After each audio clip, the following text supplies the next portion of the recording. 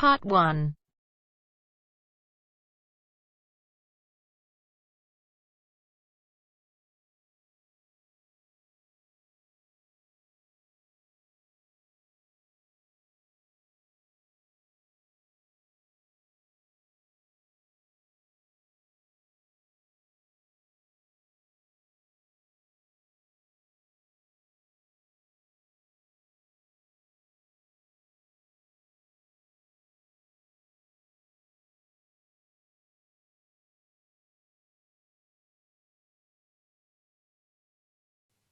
You will hear a man telephone a travel company to book a holiday. First, you have some time to look at questions 1 to 4.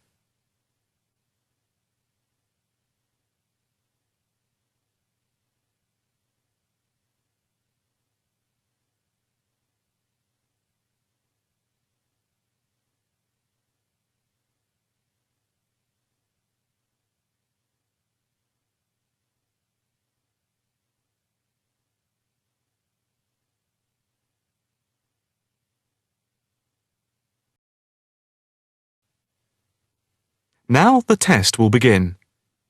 You should answer the questions as you listen, because you will not hear the recording a second time. Listen carefully and answer questions 1 to 4. Good afternoon. Italia Breaks. My name's Margaret. How can I help you? Hi. I'd like to book a short break in Italy. Hotel and flights combined. Anywhere in particular? Yes, Venice if possible. We've been looking at some of your brochures, and I want to check if you have any special deals. Right. Let's have a look and see what we've got. Right. OK. I've got the screen up. Can you just give me a few personal details? Sure. First, can I just take your name, please, and a contact telephone number? Certainly. It's John Framlington. That's Framlington. And I'll give you my mobile number. I can't always remember it. Yes, here it is.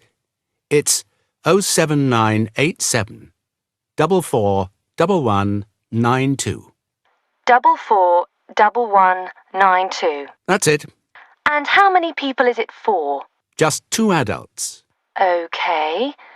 Any particular price range? It's our first wedding anniversary, and we... Congratulations! Thank you. So we wanted somewhere nice, but not too expensive. We would like to make it something to remember. Maybe in the medium price range. OK. How many nights do you plan to stay? 5 nights only. That gives us plenty of time to do sightseeing and to relax. Right. That's 5 nights only. And what type of hotel? We initially thought of going for a 5-star, but that might be too expensive. So we've been looking at 4-star hotels. We've got quite a few in our brochure, but the one I would recommend is the Hotel Scotland. It's 4-star, and I know there are rooms available because I have just made a booking for another client there. I didn't notice that one. I don't know how I didn't see it. It's easy to miss them. I've also stayed there myself, as we sometimes have to go and check out the hotels. And of all the ones I visited, this was my favourite. Oh, right. Before you hear the rest of the conversation, you have some time to look at questions 5 to 10.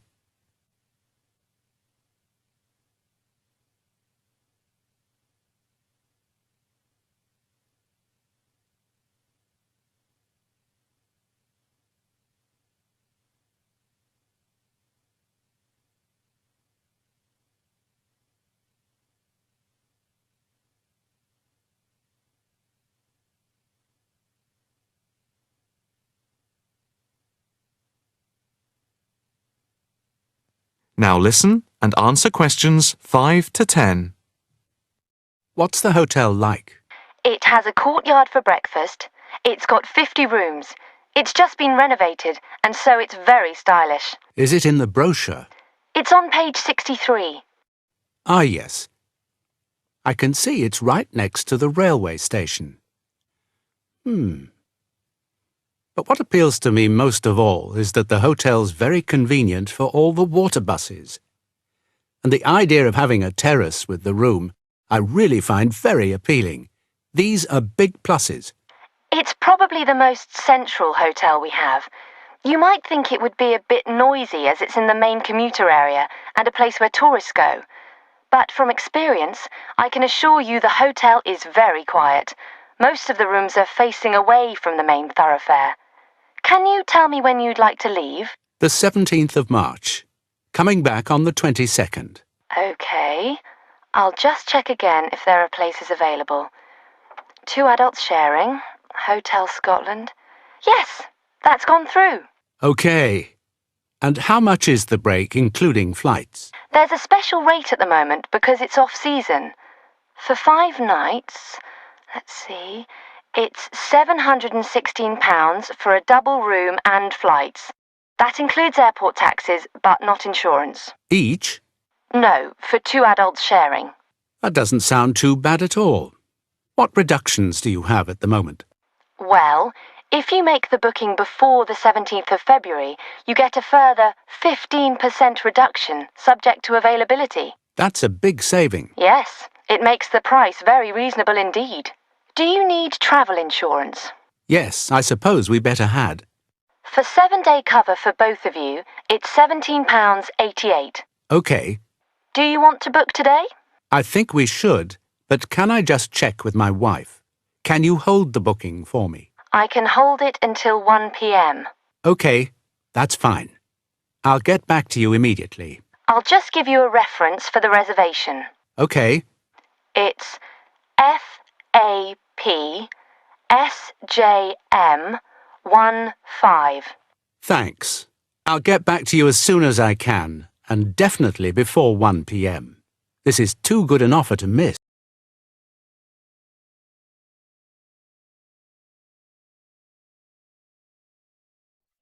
That is the end of part 1. You now have half a minute to check your answers.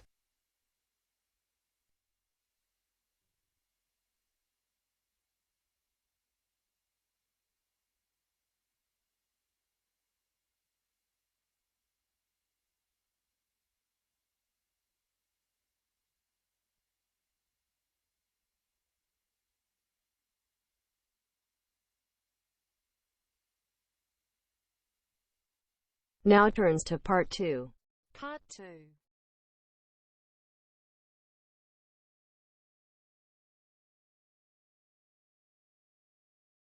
You will hear a talk by a counsellor on plans for the development of an old industrial site. First, you have some time to look at questions 11 to 13.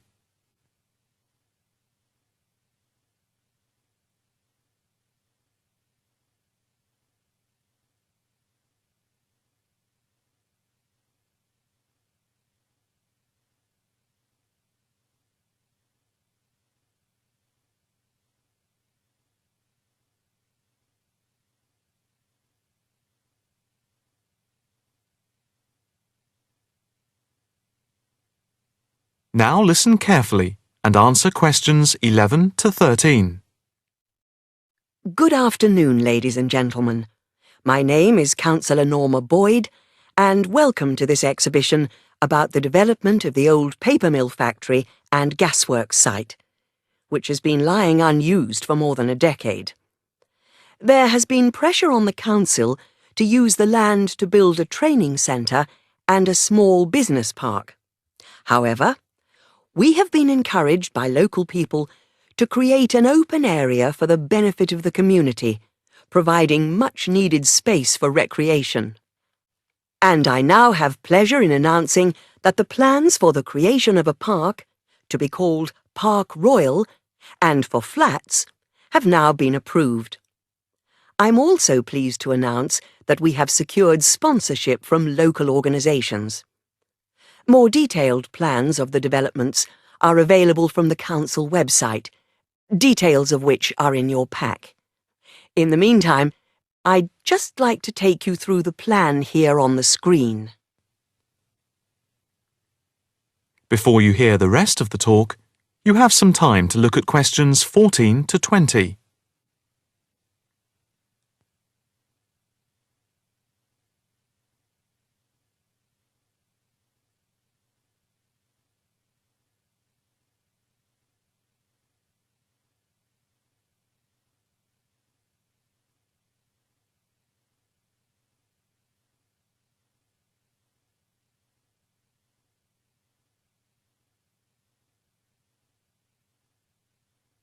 Now listen carefully and answer questions 14 to 20. If we start here at the bottom, you can see Parkside Street, where the main entrance to the park is. On the left of the entrance, in the bottom left-hand corner of the plan, there will be a block of 40 studio flats. On the other side of the entrance, there will be some workshops for local businesses. There will also be another entrance here, on the top right, which leads into Pear Street. Here, in the centre of the park, we will have an ornamental lake with paths radiating north, south, east and west to the different areas of the park. In the top right-hand corner, just by the Pear Street entrance, there will be a large sports area with 2 football pitches and 4 tennis and volleyball courts. Just here, beside the pitches, on the same side of the path, will be an outdoor swimming pool. Now, in the top left-hand corner, a walled flower garden is planned with a rockery and a water feature with walkways, seats and lots of shady areas for the summer. Next to this, a sculpture garden is also planned. Now, let's see. Just here, below the walled garden, there will be a grassy amphitheatre with a permanent covered stage for open-air concerts. We hope that local schools and colleges will use this theatre to showcase student work. In the bottom left-hand corner of the plan, you can see that above the block of flats there will be a play area for children, and directly to the right of this, just near the main entrance, there will be a wild area. More trees will be planted here, and in the middle will be built an educational centre for use by local schools to encourage children to take care of the wildlife and look after the trees and plants. And finally, in the bottom right-hand corner of the park will be a cafe, opening on to Pear Street. And now for questions. If anyone would like to ask anything, I and my colleagues are only too happy to oblige. Yes, the lady in the front row, if I could have your...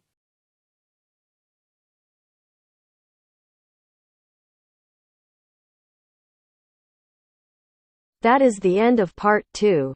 You now have half a minute to check your answers.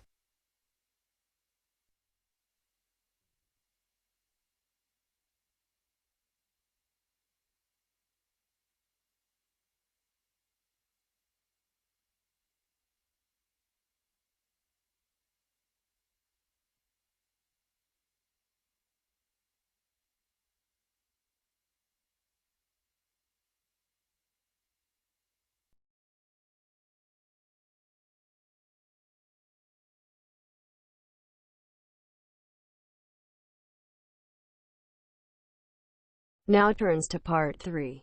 Part 3.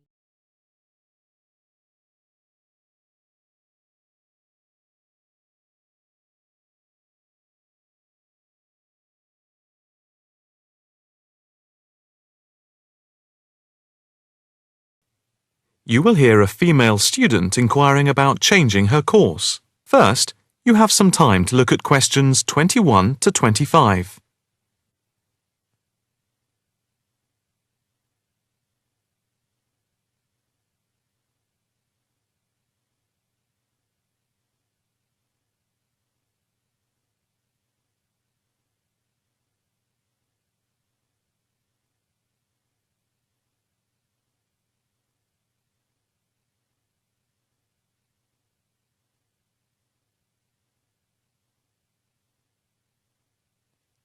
Now listen carefully and answer questions 21 to 25.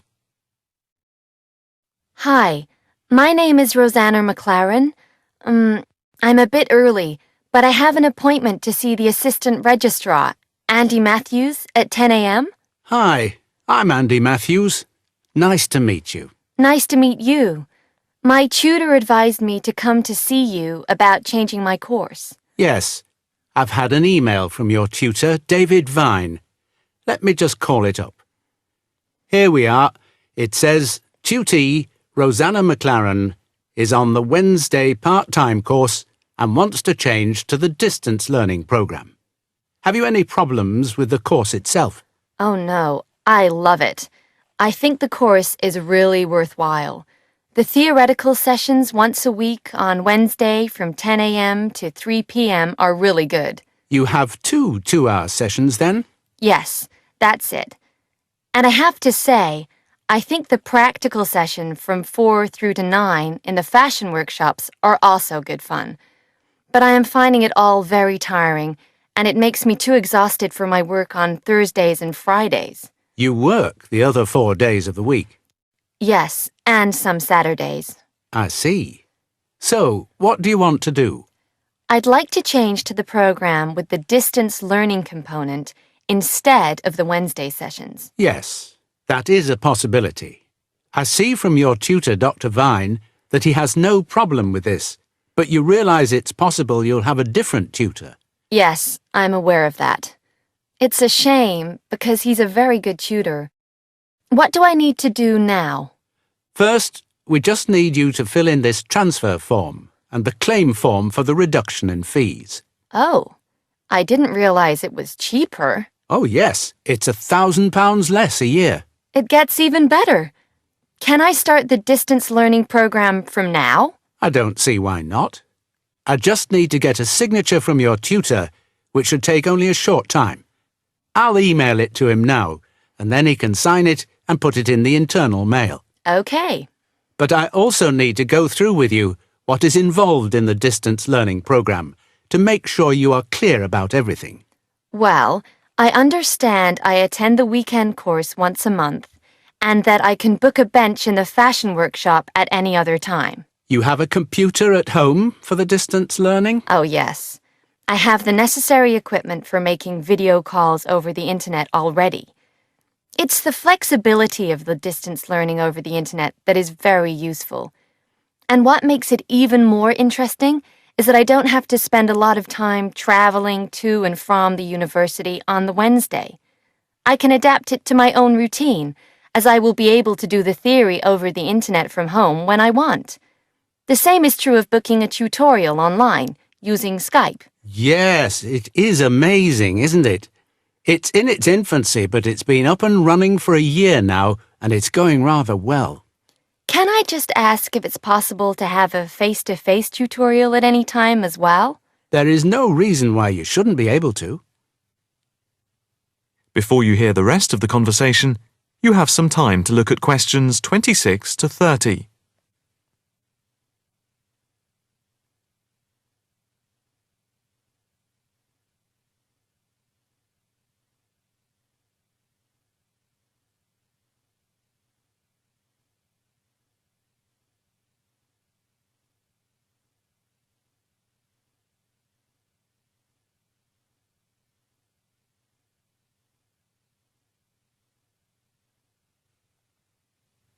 Now listen carefully and answer questions 26 to 30. What about the assessment for the distance learning? I take it that it's the same as for the other program? Let me see. Each month you are expected to keep a written course diary and to present a seminar paper, and at the very end of the course there will be a written exam which will account for 30% of the total marks. What about the coursework? How much does it account for? The design portfolio, which you need to present at the end, accounts for 50%.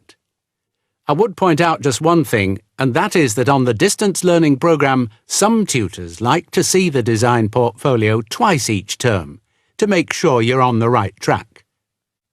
But of course you can take it in at any time to show your tutor. And as part of the assessment for the portfolio, you have to present at least one fashion item at a fashion show at the end of the course. Is there anything else? No, that's it. Thank you for all your help. No problem. Hope it all works out well for you now.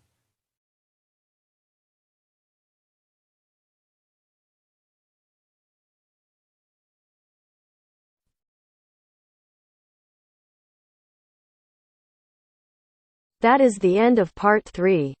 You now have half a minute to check your answers.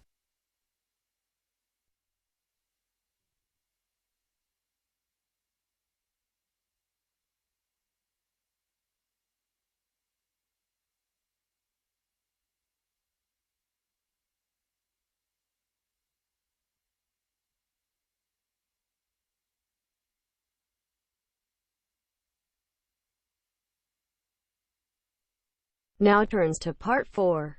Part 4.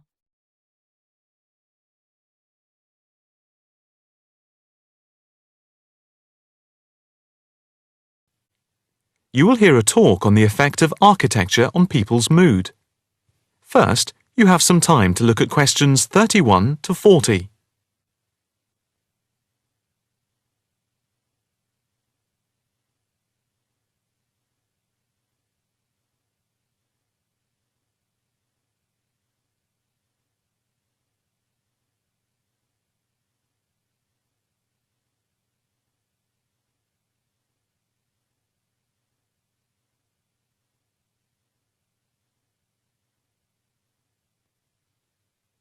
Now listen carefully and answer questions 31 to 40. My group has been doing a project on the importance of architecture in people's lives and whether it has any impact on the lives of people in general. The main part I have played is in the collection of data to find out what effect, if any, various buildings have on people's mood, i.e., whether ugly buildings make people unhappy and whether beautiful buildings do the opposite. We had originally thought of starting measuring people's reactions by using a questionnaire with about 40 questions, which we were going to hand out to people, including students at the university. But we were worried that doing the questionnaire would be too time-consuming for people to fill in, so we gave up the idea. I then asked several of the postgraduate students for advice. One of them came up with the simple idea of showing people images of various buildings from different eras and styles, instead of giving out the questionnaire, and asking them to indicate how they felt on a scale of 1 to 5 about the images, where 1 was unhappy and 5 was very happy. People would also be given the option of not saying what they felt. Using the scale meant that it would be much simpler to record people's reactions. I decided to follow this advice, and so the first stage was to collect a large number of images. I used Google to print off colour images of views of houses and apartment blocks where people live, and different types of buildings where they work. I started with about 30 or 40, and then reduced them to 10 images. Media resources in the Amory building at the Judd Street branch of the university helped me produce the final images. I had them blown up to A4 size, and we used colour rather than black and white to make the detail on the images clearer. We made 5 sets of images, and for protection when handling, we pasted the images onto hard card. Then, using a machine to wrap them with plastic, we laminated the cards. 5 of us targeted different age groups. We went to a local school where we obtained permission to ask a group of teenagers between 11 and 18. We also asked a sample of the general public, including tourists from all over the world, as they exited the Tate Modern in London, what they thought. We aimed to ask people from different age groups, namely 20 to 40 and 50 and over. What our group learnt most from the project was first of all the value of teamwork. And secondly, we found that we had to appoint a leader to stop us pulling in different directions and falling apart. So this turned out to be an invaluable lesson for all of us. As to the findings, for us they proved intriguing. In the end, the sample consisted of 311 respondents. I thought initially that people wouldn't be interested in taking part. With the youngest age group, their reaction was very mixed. It was clear that the youngest group had no pattern of preference at all, as they frequently gave no reaction to the pictures. For the 20 to 40 age group, we found that they tended to score more in the middle range, around 3. we found that out of the three groups, the most likely to be favourably affected by the images, that is, they were more likely to score the images as 5, were those aged 50 and above. And nobody in this age group failed to say what their reaction was, which was unique for the three groups. In total, I have to say that about 71 people indicated that they had no reaction at all to an image. Our general conclusion is that we need to find out more about why people react as they do, by perhaps giving them a chance to give reasons for their decisions. I would like to finish there and give my teammates a chance to add anything I've missed or take any questions or suggestions.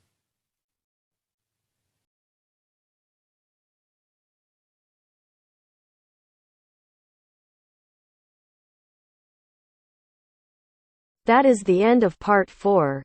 You now have half a minute to check your answers.